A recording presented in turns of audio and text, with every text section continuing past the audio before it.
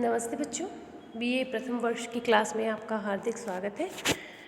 हम महात्मा गांधी एवं मार्क्स पे बात कर रहे थे। इसके पूर्व की क्लास में हमने महात्मा गांधी और मार्क्स की समानताओं पे बात की थी। आज हम गांधीवाद और मार्क्सवाद में क्या असमानताएं हैं उनको देखेंगे। गांधीवाद और मार्क्सवाद दोनों प्रकार की विचारधाराओं में ऊपरी समानता होने के बाद भी बहुत अधिक मतभेद है। मतलब दिखने में तो यूँ लगता है कि ये दोनों सेम है, लेकिन जब हम अंदर गूढ़ अर्थों में देखते हैं बच्चों, तो इनमें बहुत अधिक अंतर देखने को मिलता है। यहाँ तक कि विनोबा जी ने बहुत अच्छी एक बात कही है। उन्होंने भेद की बहुत सरल व्याख्या करते हुए कहा है, एक बार इस तरह की चर्चा हो रही थी कि गांधीवाद और मार्क्सवाद में अहिंसा का ही अंतर है। मैंने कहा, दो व्यक्ति नाक, कान, आँख की दृष्टि से बिल्कुल एक से थे, इतने मिलते जुलते थे कि राजनीतिक छल के लिए एक की जगह दूसरे को बिठाया जा सकता था। फ़र्क इतना ही था कि एक की नाक से सांस चल रही थी तो दूसरे की सांस बंद हो गई थी। परिणाम ये हुआ कि एक के लिए भोजन की तैयारी हो रही थी और दूसरे के लिए शव यात्रा की। किशोरीलाल मशरूवाला ने भी कहा है, गांधीवाद यानी बगैर हिंसा का मार्क्सवाद। कहने में तो लगता है, सुनने में तो लगता है कि ये दिल पर असर होता है कि मार्क्सवाद में हिंसा का जो थोड़ा मेल पैदा हो गया उसे साफ कर दिया जाए तो गांधीवाद और साम्यवाद एक हो जाते हैं। ये छोटी सी शर्त नहीं वरन एक पहाड़ है। इस शर्त में इतना विशाल अर्थ समाया हुआ है कि यह तुलना नितांत बेकार हो जाती है, और इतनी ही बेकार है जितना ये कहने में कि लाल का अर्थ पीला और पीला का अर्थ हरा रंग है। तो इस दोनों स्टेटमेंट से बच्चों इन दोनों की जो बहुत अधिक असमानताएं हैं वो स्पष्ट काफ़ी हो जाती है। लेकिन हम पॉइंट वाइज देखें तो सबसे पहला जो अंतर है बच्चों वो है दार्शनिक आधार की दृष्टि से भेद। देखिए बच्चों, दार्शनिक आधार दोनों का बिल्कुल डिफरेंट है। मार्क्सवाद तो भौतिकवादी दर्शन है, जबकि गांधीवाद एक नैतिक सिद्धांत है। मार्क्सवाद भोग और प्रचुरता का दर्शन है तो गांधीवाद संयम और अपरिग्रह का। मानवीय इच्छाओं को सीमित करने का आदेश देते हुए गांधी जी लिखते हैं कि मन तो एक आराम रहित चिड़िया है, जितना अधिक इसे मिलेगा उतना ही अधिक यह और चाहती है तथा असंतुष्ट रहती है। दूसरा बच्चों, साधन और साध्य के संबंध में अंतर है। गांधीवाद साधन और साध्य की अन्योन्याश्रिता, मतलब ये मानते हैं कि साध्य तो पवित्र हो लेकिन साधन भी पवित्र होने चाहिए। गांधी जी का विचार था कि साधन और साध्य एक ही सिक्के के दो पक्ष हैं और उनमें बीज तथा वृक्ष का संबंध है। गांधी जी श्रेष्ठ साध्य के साथ साथ साधनों की पवित्रता को भी आवश्यक मानते थे, लेकिन मार्क्सवाद श्रेष्ठ साध्य अथवा लक्ष्य में तो विश्वास करता था। मतलब वो कहते थे कि हमारा लक्ष्य अच्छा होना चाहिए, लक्ष्य है कि पूंजीपति साम्राज्य को समाप्त करके हम साम्यवादी समाज की स्थापना कर रहे हैं, लेकिन साधन पवित्र हो ये ज़रूरी नहीं है। मार्क्सवाद तो मानता था कि अगर लक्ष्य हमारा अच्छा है, साध्य हमारा अच्छा है, तो किसी भी प्रकार के साधन अपनाए जा सकते हैं। इस संबंध में नैतिक मापदंड के आधार पर विचार करने की कोई भी ज़रूरत नहीं है। तीसरा बच्चों देखिए, पद्धति में अंतर है। गांधीवाद और मार्क्सवाद में सर्वाधिक महत्वपूर्ण भेद पद्धति का है। मार्क्सवाद अपने वांछित लक्ष्य की प्राप्ति के लिए हिंसा के प्रयोग को नितांत आवश्यक मानता है।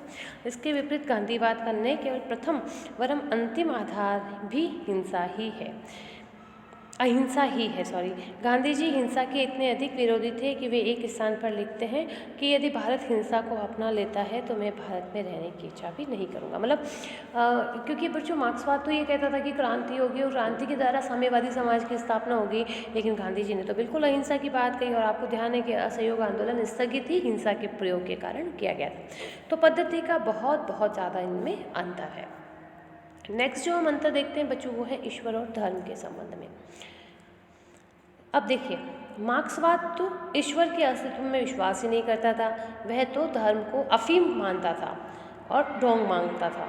मार्क्सवादी व्यवस्था के अंतर्गत धार्मिक समुदायों के क्षेत्र को अत्यधिक सीमित कर और नवयुवकों में धर्म के प्रति अनास्था उत्पन्न कर धर्म के उन्मूलन का प्रयत्न किया जाता है। मतलब क्योंकि वो तो मानते हैं कि धर्म तो अफीम है जिसे पीकर जनता ऊँगती रहती है, मार्क्सवाद ये मानता है। लेकिन गांधीवाद तो है ही धर्म पे आधारित। अब धर्म का रूप भले ही नैतिक है, लेकिन मूल रूप से धर्म पे आधारित विचारधारा है। उसके नीचे धर्म का ठोस आधार है जो बहुत अधिक मजबूत है। राजनीतिक एवं सामाजिक विचारधारा का जो प्रतिपादन है वो इसी आधार पे किया गया है। फिर वर्गों के पारस्परिक संबंध के विषय में भी गांधीवाद और मार्क्सवाद में बहुत ज़्यादा अंतर है। देखिए बच्चों, गांधीवाद और मार्क्सवाद में वर्ग संघर्ष पे बहुत अधिक विवाद है। मार्क्सवाद के अनुसार समाज में शोषक और शोषित दो वर्ग होते हैं जिनके हित परस्पर विरोधी है और परस्पर विरोधी हितों के कारण उनमें संघर्ष होना अवश्यंभावी होगा ही होगा वो। और वर्ग संघर्ष जब बहुत चरम बढ़ जाएगा तो मार्क्सवाद के अनुसार क्रांति होगी और साम्यवादी समाज की स्थापना होगी। परंतु गांधीवादी दर्शन में वर्ग संघर्ष के लिए कोई स्थान नहीं है। उन्होंने तो वर्ग संघर्ष के स्थान पे वर्ग सामंजस्य को प्रधानता दी है और उन्होंने कहा संघर्ष के स्थान पे प्रेम, त्याग, सत्याग्रह आदि साधन के द्वारा समस्याओं को सुलझाना चाहिए। गांधीवाद मानवीय सद्भावना में बहुत अधिक विश्वास रखता है। उनका विचार है कि पूंजीपति, जमींदार और ऐसे ही अन्य वर्गों को निर्धनों के प्रति दयालुता का व्यवहार करने के लिए प्रेरित किया जा सकता है। फिर व्यक्तिगत संपत्ति के विषय में भी बहुत अधिक अंतर है। मार्क्सवाद व्यक्तिगत संपत्ति को नष्ट करना चाहते हैं तथा संपूर्ण संपत्ति का स्वामित्व समाज अथवा राज्य को प्रदान करते हैं।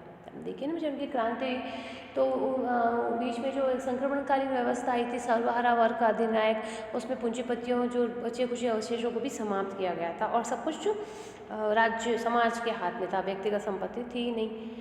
गांधीवाद व्यक्तिगत संपत्ति को अपने आप में कोई बुराई नहीं समझता और न ही उसे नष्ट करना चाहता है। गांधीवाद तो भोग विलास की प्रवृत्ति की निंदा करता है और वह संपत्ति के संग्रहकर्ता को स्वामी नहीं वरन संरक्षक बना के रखना चाहता है। ट्रस्टीशिप सिद्धांत जो हमने देखा था, जिसमें वह अपनी आवश्यकताओं को पूरा करने के बाद से समस्त संपत्ति का प्रयोग सार्वजनिक कल्याण के लिए कर सके।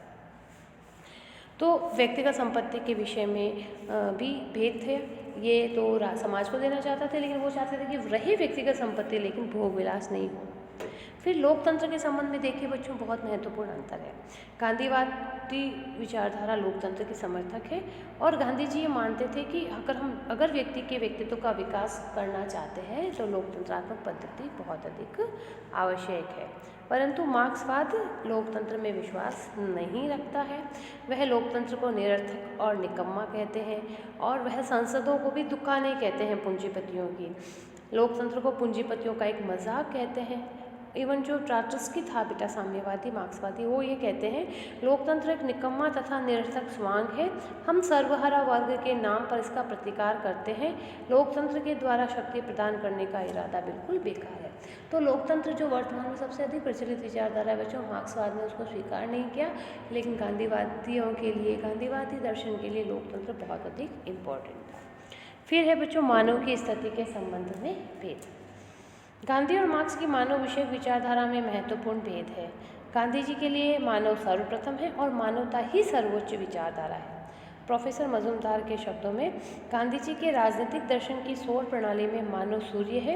इसके नितांत विपरीत मार्क्स के दर्शन में तो मानव की नितांत अवहेलना की गई है और उसे राज्य रूपी यंत्र का एक पुर्जा मात्र बना के रख दिया है, क्योंकि वहाँ सब राज्य की बात की है, व्यक्तिगत संपत्ति, व्यक्तिगत स्वतंत्रता की तो बात कही ही नहीं गई है। वहाँ राज्य को साध्य मान लिया गया है और व्यक्ति उसका साधन मात्र। फिर बच्चों केंद्रीकरण और विकेंद्रीकरण के भेद को हम देखते हैं।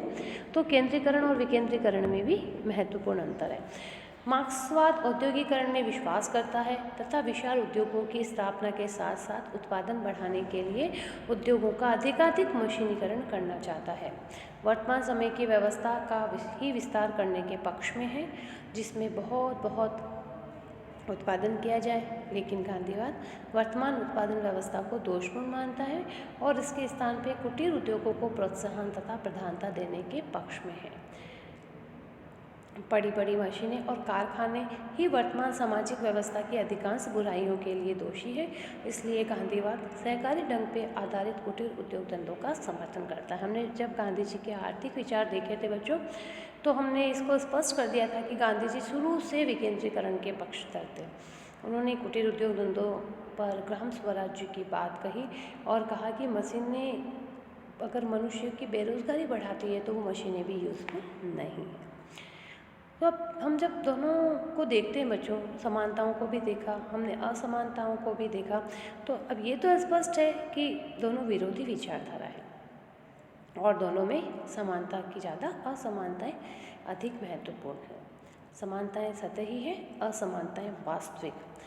वस्तुतः दोनों दर्शन एक दूसरे के लिए चुनौती के रूप में है। मतलब विनोबा भावे ने तो यहाँ तक कहा है कि दोनों दर्शन आमने सामने एक दूसरे को निगलने के लिए तैयार है। तो उसी से स्पष्ट हो जाता है कि इन दोनों विचारधाराओं में कितना अधिक अंतर है। तो आपके बच्चों गांधी महात्मा गांधी विचारधारा कंप्लीट हो गई है। अब हमारे केवल एक ही टॉपिक है जवाहरलाल नेहरू, उससे हमारा कोर्स कंप्लीट हो जाएगा। आप अच्छे से पढ़ाई करें। धन्यवाद।